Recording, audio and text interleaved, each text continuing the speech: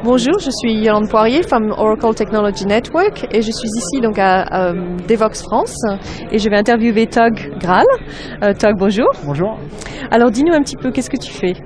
Donc je suis CTO d'Exo et Exo développe et fournit une plateforme collaborative, donc réseau social, gestion documentaire qui est développée en Java. Donc je suis à cette conférence Devoxx France justement pour apprendre et pour rencontrer d'autres développeurs Java et toutes les nouvelles technologies et architectures qu'on peut rencontrer aujourd'hui.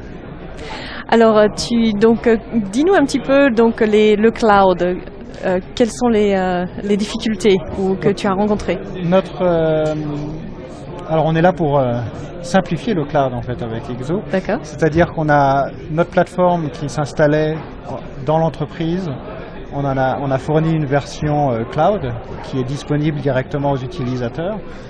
Et donc pour ce faire, il a fallu donc d'une part déployer une application Java sur le cloud dans différentes plateformes.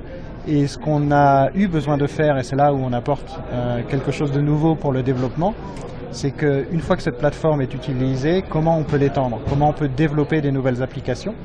Et on a donc travaillé sur un environnement de développement Java directement disponible sur le cloud à partir de votre navigateur. D'accord.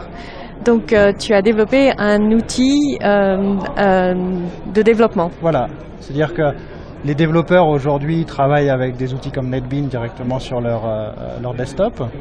Et l'idée, c'est que les applications sont maintenant déployées sur le cloud.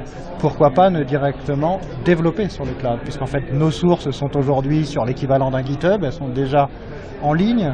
On est capable de déployer, d'accéder les applications. L'étape, c'était de faire l'étape du milieu qui est comment je développe, comment je teste, comment je débug mes applications. Donc nous avons créé une application web en Java qui vous permet d'éditer le code. L'idée étant justement que l'expérience utilisateur soit la plus transparente possible par rapport aux usages actuels sur le desktop. Donc fournir, on va dire tout simplement la possibilité, le code coloring pour récupérer, la complétion. Et donc là on utilise le navigateur pour cela. Le serveur développé sur des standards Java pour le stockage de sources.